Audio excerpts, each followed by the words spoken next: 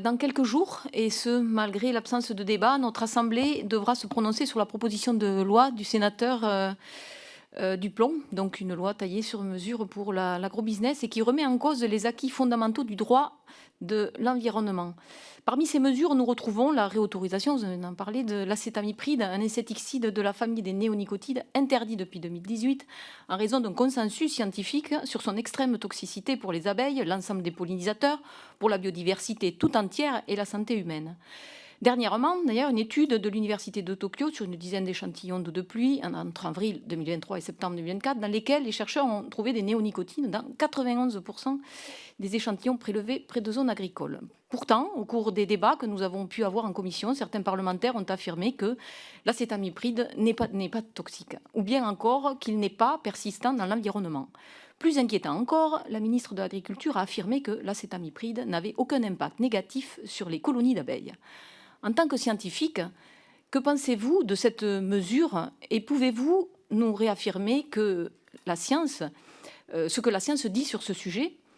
Et comment expliquez-vous que le monde politique puisse être à ce point dans le déni de la réalité des faits? Et enfin, une adoption de la loi Duplon ne marquerait-elle pas une victoire aveuglante de l'obscurantisme au pays des Lumières? Je vous remercie. Merci, Monsieur le Président, Madame la Ministre. Ce 30 juin, la proposition de loi Duplon sera discutée en commission mixte paritaire, composée donc de 7 députés, 7 sénateurs, sénatrices. Cette CMP sera chargée de trouver une version définitive du texte. Si la CMP se met d'accord sur un texte, les conclusions seront soumises à un vote final au Sénat le 2 juillet et le 7 juillet à l'Assemblée nationale. Parmi ces mesures de régression environnementale, nous retrouvons la réautorisation de l'acétamipride, un insecticide à famille des néonicotinoïdes, interdit depuis 2018 en raison d'un consensus scientifique sur son extrême toxicité pour les abeilles, les pollinisateurs, pour la santé aussi humaine.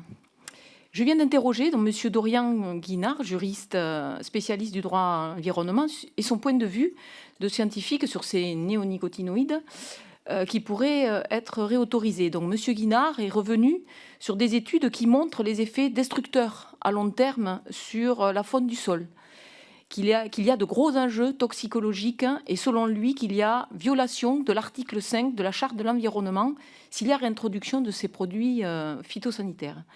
Madame la ministre, alors que vous étiez ministre déléguée à l'agriculture, vous avez soutenu au printemps 2024 la réintroduction partielle de l'acétamipride, ce qui contraste vivement avec vos récentes déclarations sur cet insecticide. Alors, Madame la ministre, pourquoi ces positions variables alors que les faits scientifiques sont incontestables sur les conséquences à la fois sur la biodiversité tout entière et sur la santé humaine? Je vous remercie.